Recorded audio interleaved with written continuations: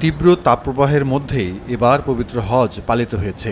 হজ মৌসুমে মক্কার মসজিদুল হারাম এলাকায় তাপমাত্রা উঠেছিল 52 ডিগ্রি সেলসিয়াসের কাছাকাছি।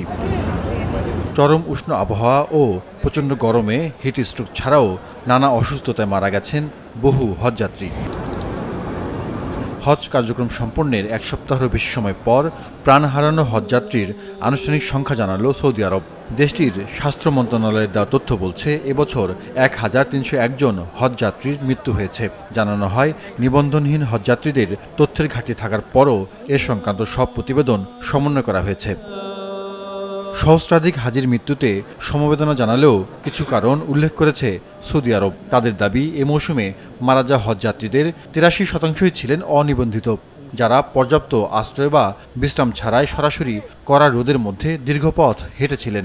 নিবন্ধিত হয়ে হজ করতে যাওয়াটা ব্যয়বহুল হওয়ায় প্রতিবছর অনেক মুসল্লি অননুমোদিত চ্যানেলে হজের চেষ্টা করেন, যারা শীতাতপ নিয়ন্ত্রিত এলাকায় অবস্থানের সুযোগ পান না।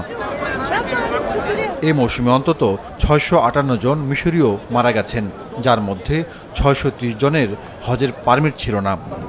আত্মপক্ষ সমর্থন করে সৌদি স্বাস্থ্য মন্ত্রণালয় বলেছে, গরমের বিষয়ে হজযাত্রীদের সচেতন করতে তাদের তরফে যথেষ্ট চেষ্টা করা হয়েছিল।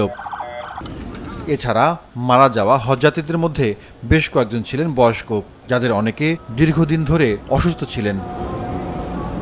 মারা যাওয়া সবাইকে শনাক্ত করে এরই মধ্যে তাদের পরিবারকে জানিয়েছে সৌদি সরকার। যথাযথ মর্যাদায় সবার দাফনও সম্পন্ন করা হয়েছে, দেওয়া হয়েছে মৃত্যু সনদ। সৌদি সরকারের পক্ষ থেকে আরও বলা হয়, এবারের হজ মৌসুমে ওপেন হার্ট সার্জারি, ডায়ালাইসিসের মতো বিশেষায়িত স্বাস্থ্যসেবা দেওয়া হয়েছে 4.5 লাখের বেশি হজযাত্রীকে। এসব সেবা গ্রহণকারীর প্রায় 1.5 লাখই ছিলেন অনিবন্ধিত। এছাড়া অসুস্থ অনেকে এখনও চিকিৎসাধীন আছেন বলে উল্লেখ করা হয়। জাহিদুর রহমান, মাছরাঙা নিউজ ডেস্ক।